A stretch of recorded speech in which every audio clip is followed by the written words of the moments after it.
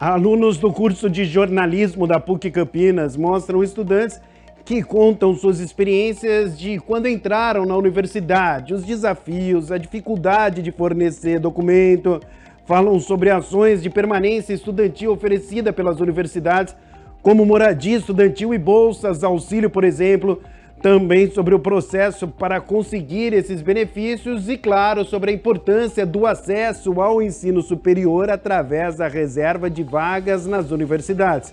Vocês vão conferir tudo isso aqui no Direto da Universidade. Olha aí.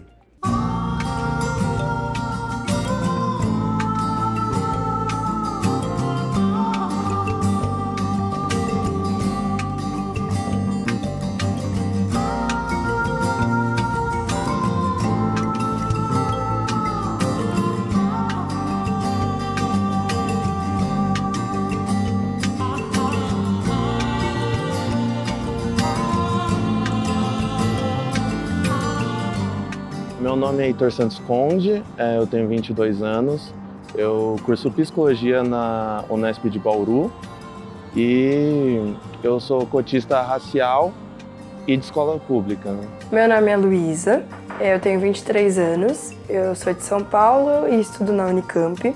Eu sou 020 da Mediologia e eu entrei pela cota racial, me declarando como uma mulher negra. Meu nome é Mauanaia, sou da etnia Waurá, lá do Mato Grosso. Eu faço faculdade aqui da Unicamp, eu faço da curso de Geografia.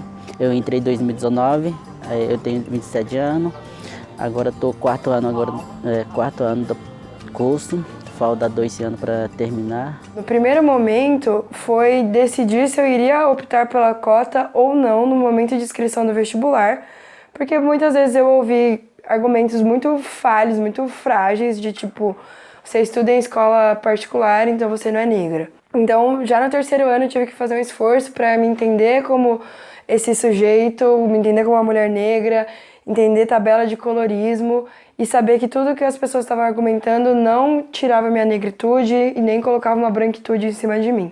Eu estava estudando com o ensino médio, né?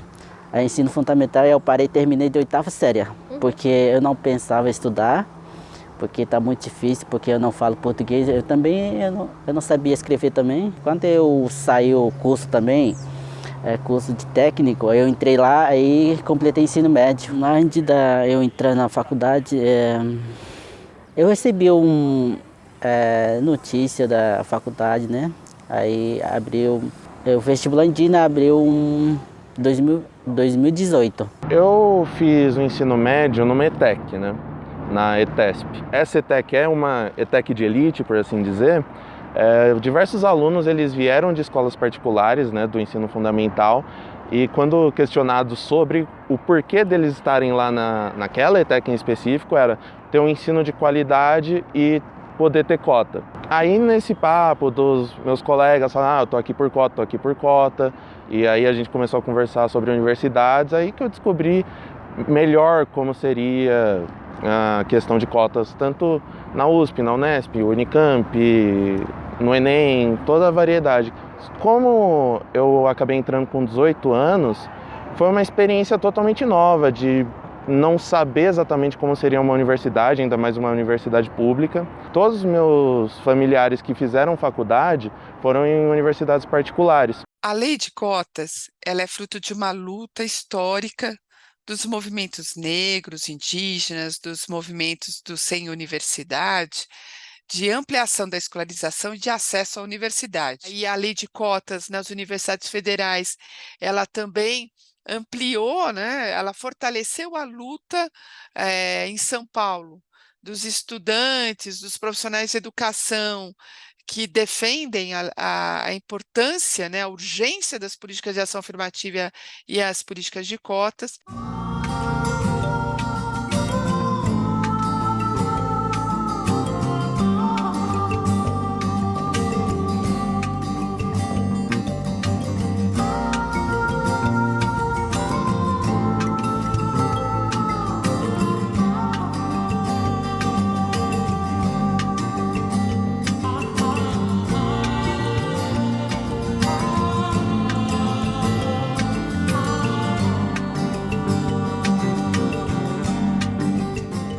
dos anos 80, quando essas políticas começaram a ser pensadas, ninguém imaginou que seria necessário uma banca de heteroidentificação. Ninguém imaginou. Ela não acontece em lugar nenhum do mundo. Então, ninguém tinha imaginado na necessidade de ter uma banca de heteroidentificação. Mesmo porque ninguém imaginou que uma política tão generosa e universal como essa pudesse ser objeto de fraude. Não foi realmente um método de avaliação violenta.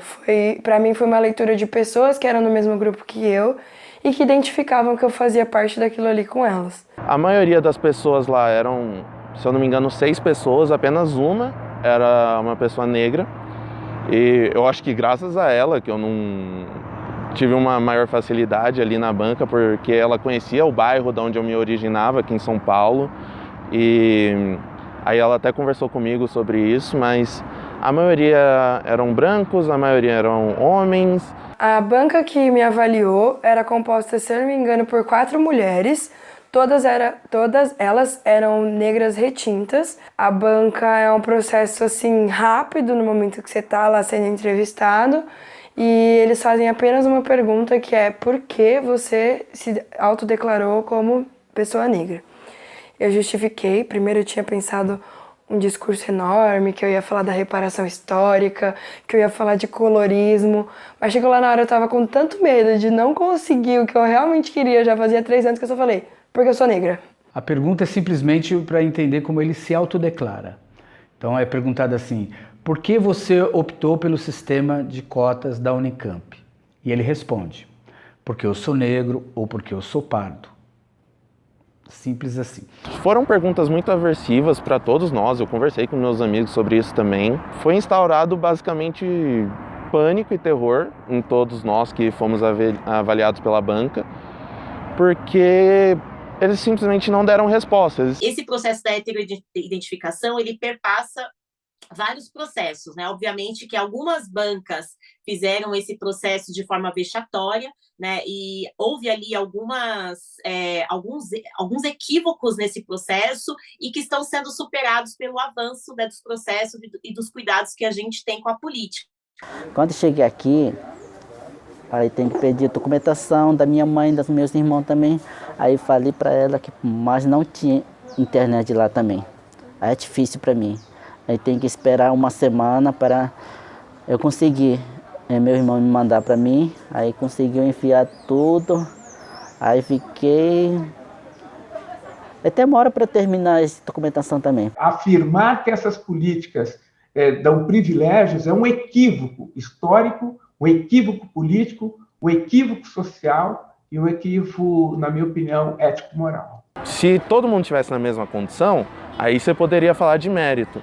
Mas não estamos na mesma condição. A maioria das pessoas que passam por cota, principalmente por cota racial, são pessoas que vêm de situações financeiras não tão boas, às vezes com muitos problemas financeiros, problemas familiares.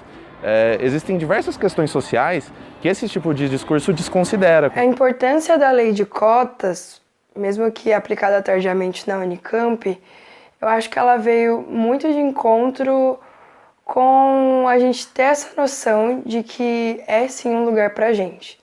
Tipo, eu conversava muito com a minha mãe e ela sempre falava que de perspectiva da família fez o ensino médio, tá bom. Então, para a universidade, você tem tendo um ambiente mais diverso, você tem um ambiente mais rico culturalmente e cientificamente também. Os debates são mais ricos, os pontos de vista são diferentes. Eu só consegui entrar no ensino médio, naquela escola que é prestigiada, que tem um ensino de qualidade, que todo mundo sabe, por conta das cotas. Na ETESP, no vestibulinho da ETEC, era por bonificação, né? Então você ganhava uns pontos a mais, né? Não tinha reserva de vagas ou algo assim. E na universidade também eu não conseguiria ter passado.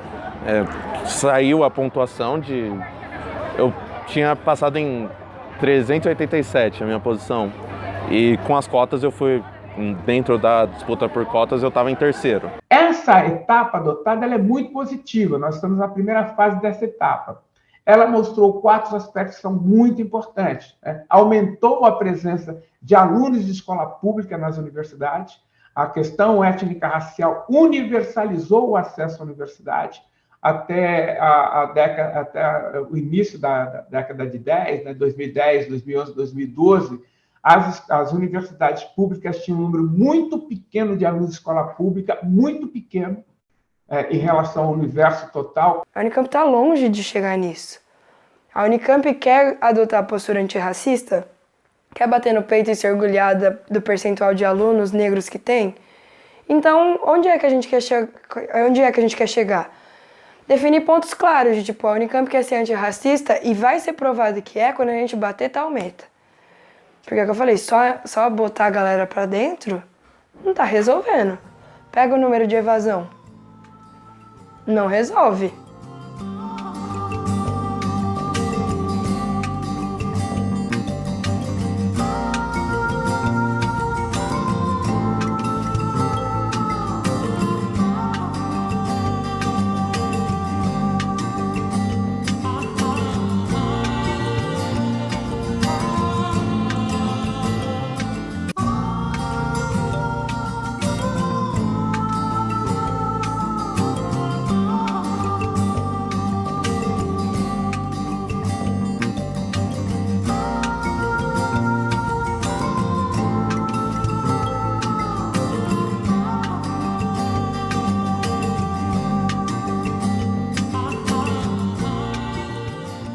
Meu nome é Bianca Cavicchioli Schurman de Barros, eu tenho 20 anos, estudo na Unicamp, Ciências Sociais, e eu entrei pela cota de ensino público. Meu nome é Leonardo Fernandes Coelho, tenho 26 anos, vim para a USP.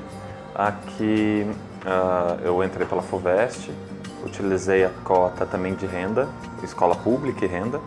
Meu nome é Vera Lúcia Guiar Moura, sou do povo tucano, Iepamação, sou indígena, sou do município de São Gabriel da Cachoeira, terra indígena Alto Rio Negro, do estado do Amazonas. Tenho 25 anos, faço licenciatura em História na Unicamp e eu entrei pelo vestibular indígena. Eu moro na moradia estudantil e para morar aqui na moradia estudantil, como todos os indígenas, meus colegas e a maioria, né, que passa no vestibular como normal, eu tive que passar no processo seletivo.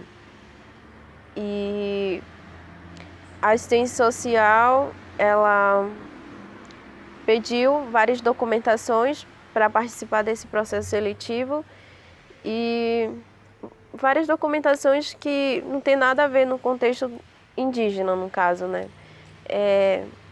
Comprovante de residência, conta de luz, água. E isso foi a maior dificuldade que eu senti quando tive que correr atrás dessas documentações. Porque lá na aldeia não tem internet e o meio de comunicação é muito difícil.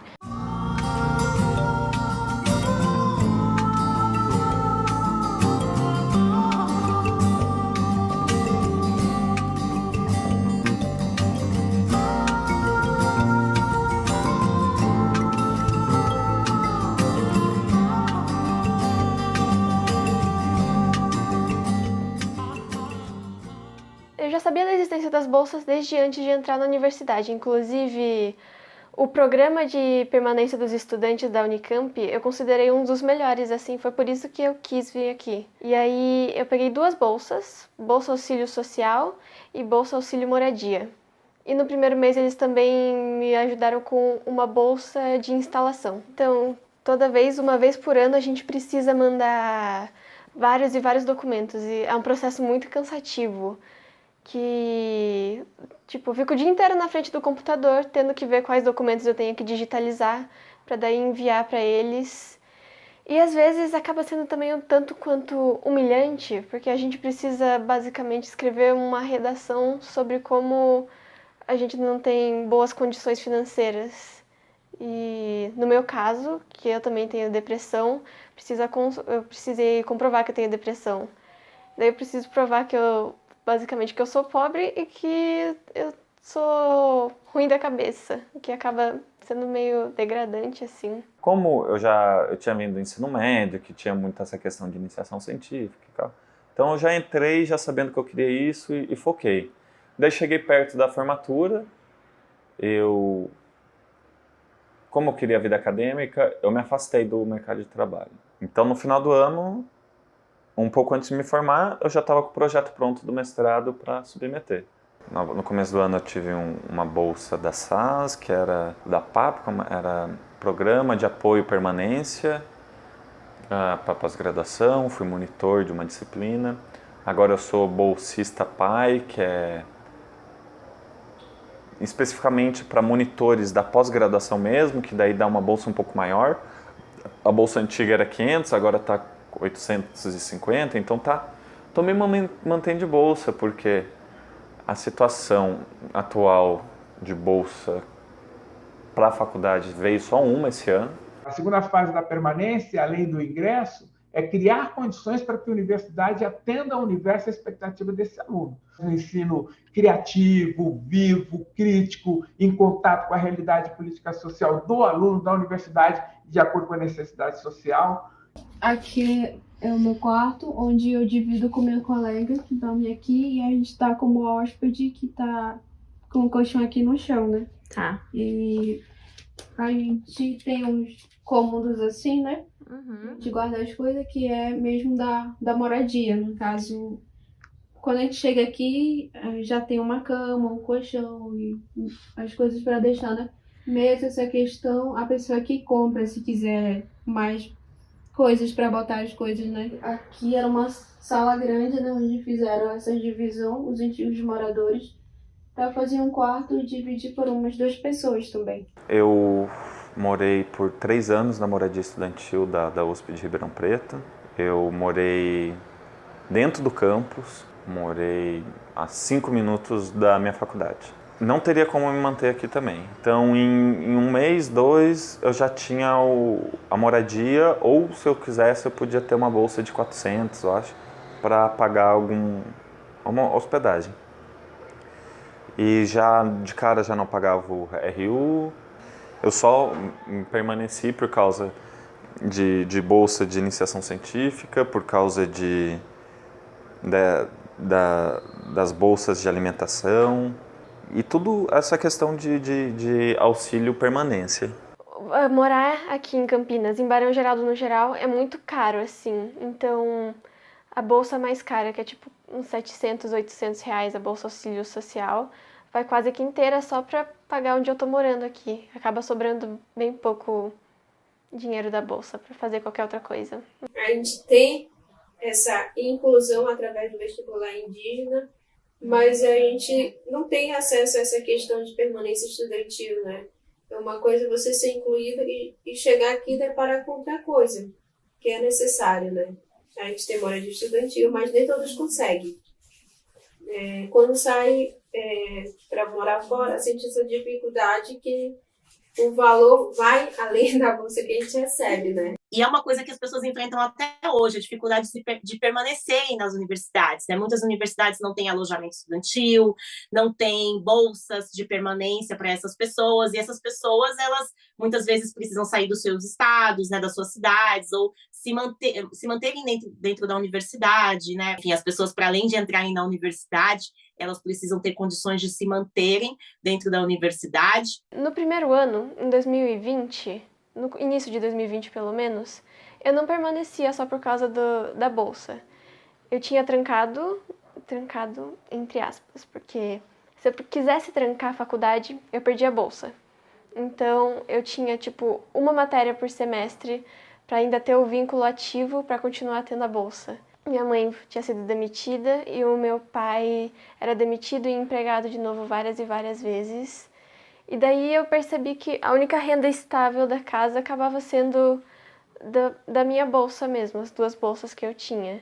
A primeira questão importante foi ampliar o debate sobre permanência. Não é um favor da universidade para o aluno, não é essa a ideia, né? Não é uma caridade da instituição, é uma política pública, como todas as outras políticas públicas previstas na Constituição. Então, nós temos um desafio que é fortalecer essas políticas de permanência nas universidades, garantindo mais recursos para as bolsas, mas também estruturando melhor esses programas de acompanhamento, fortalecendo os coletivos estudantis, aprimorando e disputando os currículos na perspectiva das cotas epistêmicas, da diversificação curricular, ou seja, a permanência dos estudantes nas universidades, ela enfrenta vários desafios no momento atual, com o corte de recursos de vários programas nacionais de bolsas para estudantes, né, e as bolsas têm um papel muito importante. O atual presidente ganhar, eu tenho que repensar até a possibilidade de fazer doutorado, porque mais 4 anos assim, na minha perspectiva, a tendência é piorar muito, então tem que aceitar ir para o mercado de trabalho, porque a vida acadêmica tá muito triste. Mas vale a pena. Não tem como negar, a USP é diferente das outras universidades. Nossa, foi muito impactante, mudou completamente a minha vida. Desde antes de entrar, eu tinha uns 16 anos, a ideia de que eu queria me especializar na área de antropologia e trabalhar em curadorias de museus. Tanto que o meu projeto de bolsa é no Museu da Unicamp, porque eu sempre fui fascinada por museus. Eu pensei em me formar e voltar para minha comunidade, ter essa experiência de professora e depois ver qual seria o próximo passo, né? Mas eu penso em fazer mestrado nessa mesma linha onde eu faço faculdade, né?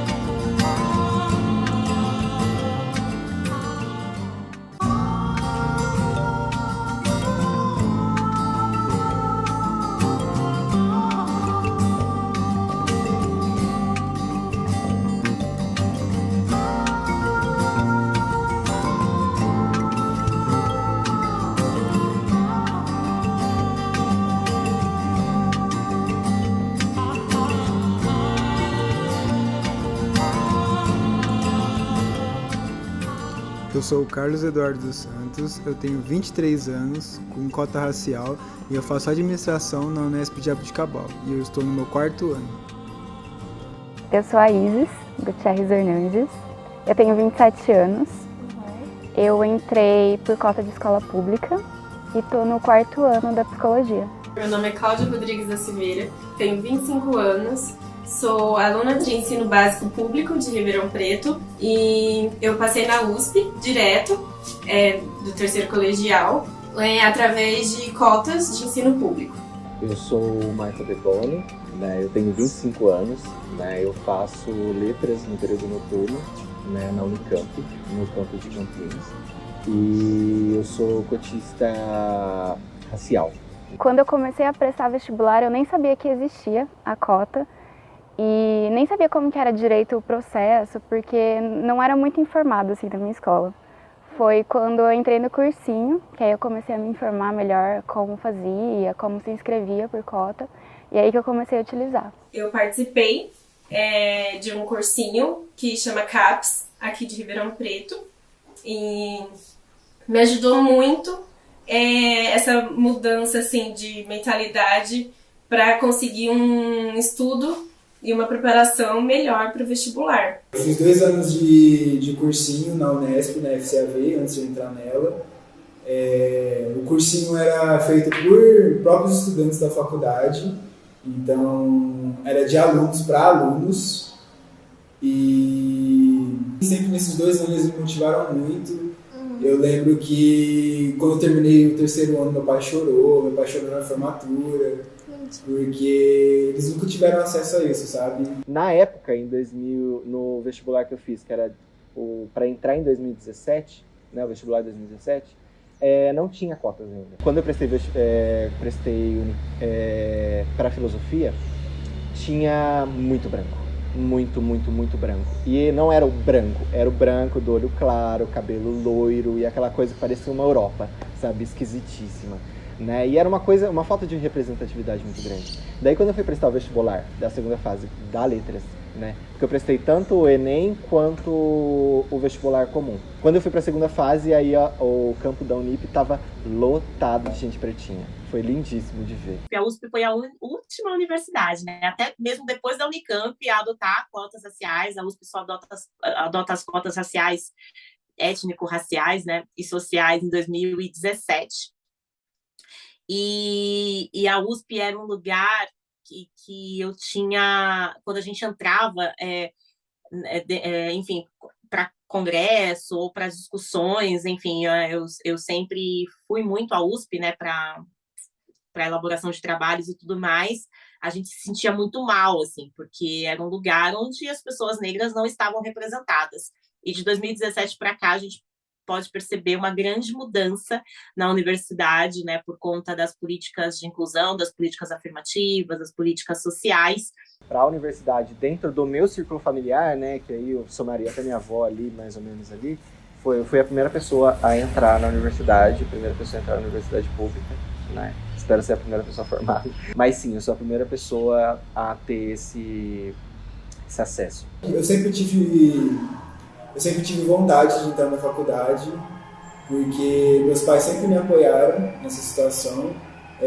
Meu pai tem 3º ano de ensino fundamental, minha mãe tem 5º ano de fundamental, então eles tiveram muito pouco ensino na vida deles. Da minha família, assim, de pessoas mais próximas, tanto da minha família materna e paterna, eu sou a primeira a entrar em universidade pública e também vou ser a primeira a concluir uma universidade.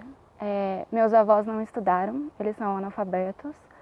Minha mãe, ela até começou um curso superior, mas ela não concluiu, e era numa universidade particular. E meu pai, eu acho que ele não chegou a terminar o ensino médio, então eu acho que eu vou ser a primeira. É uma sensação de dar um orgulho para eles, né? Porque eu sinto que é um lugar que eles queriam estar ocupando, mas por vários motivos eles não conseguiram estar. E agora é um jeito deles estarem aqui também, pela minha presença, né? Minha vida é basicamente tentar dividir tempo entre ter esse freelance, esse trabalho a mais que eu faço, né? Que era um estágio, virou um freelance, né? E a vida acadêmica, que ainda é trabalho também, né? Ainda tem o trabalho da bolsa somado e a vida acadêmica em si. Eu acordava às 6, pegava o ônibus às 7 horas, chegava aqui umas 7h30, pegava mais um ônibus para ir pro meu trabalho, e aí eu entrava às 8 e ficava até às 3. Então, eu ficava das 8 até às 3, aí depois eu pegava mais um ônibus, ia para a rodoviária, chegava em casa mais ou menos umas 4h30 e saía de casa para a faculdade às 6. Então, era um bate e volta maluco, né? Porque eu ia de Barrinha para Ribeirão, de Ribeirão para Barrinha, de Barrinha para Jabuticabal, de Jabuticabal para Barrinha. Eu senti bastante diferença no começo com os outros alunos. Dá para notar que eles estão mais preparados para algumas coisas. Então, para as nossas disciplinas básicas de sociologia, filosofia, antropologia, dá para ver que eles já tinham uma base gigante que quem vinha de escola pública nunca teve. As cotas impactaram na minha vida. E agora, inclusive agora, eu estou fazendo doutorado nos Estados Unidos. E com certeza a cota foi assim, minha primeira porta a se abrir, minha primeira oportunidade a conseguir uma qualidade de ensino. Quando eu paro para prestar atenção e lembro do aluno que eu era, e hoje em dia saber que aquele aluno chegou aqui, me dá um orgulho, me dá uma felicidade ali em algum grau. Então, ao mesmo tempo que eu entendo as problemáticas, eu ainda assim consigo ficar assim, nossa, que bacana que eu tô aqui, sabe? E eu tô aqui porque eu quero que mais gente esteja aqui. Minha mãe é dona de casa, ela casou e ficou a vida toda lá, né? E é muito louco pensar que, na verdade, a minha mãe recentemente começou a pensar em prestar uma prova para poder fazer o vestibular, assim. Ela ficou doida de vontade de prestar para arte. Ela falou que ela sempre foi apaixonada por arte e ela queria prestar para dar aula mesmo. Se eu não tivesse a cota, seja na escola pública, na universidade pública ou até mesmo de ProUni, eu não estaria fazendo universidade, não caberia na renda da minha família. O sistema de cotas, ele impactou de forma muito significativa a vida de pessoas que tiveram a possibilidade de entrar pelo sistema, né? Porque é um direito básico, né? O direito à escolarização, à universidade é um direito básico, e foi com essa possibilidade que muitas pessoas conseguiram, enfim, dar um outro sentido às suas vidas, né? Meu foco, por exemplo, de vida é virar um professor universitário, né? Na verdade, eu tenho vontade de transitar aqui como professor, né? Então, essa falta de representatividade, de eu não conseguir achar um professor que eu poderia olhar e me espelhar nele, é uma dificuldade. Eu não vi muitas matemáticas na área do bacharelado, e eu tenho um sonho muito grande de abrir portas e fazer a nossa juventude, as nossas mulheres, quererem também ser científicas, quererem estudar. Eu sei que a gente cotista sofre muito, eu sei que é bastante difícil conseguir se manter na faculdade, mas eu sei que todo mundo é capaz, sabe? Eu sei que todo mundo, por mais difícil que seja, eu vejo que a gente tem oportunidade, eu vejo que a gente tem ajuda, eu sei que a gente consegue. Eu sei que a gente consegue diminuir essas diferenças que teve. Para os futuros cotistas, é para eles não desistirem. Apesar de a gente ver que tem esse lugar reservado para a cota, é um lugar pequeno ainda. Então, do mesmo jeito que o vestibular de ampla concorrência é concorrido, o de cota também é. Então, para eles terem força para estudar, para não desistir, e para eles saberem que eles podem ocupar esse lugar da universidade pública. Os dados evidenciam que a lei de cotas ela trouxe muito avanço no enfrentamento à desigualdade, mas que a gente tem um longo caminho ainda a ser percorrido para que essas desigualdades desapareçam no nosso país. Dar uma oportunidade para alguém estudar é algo muito lindo. Então, eu espero muito que a gente consiga desenvolver nosso país nesse caminho.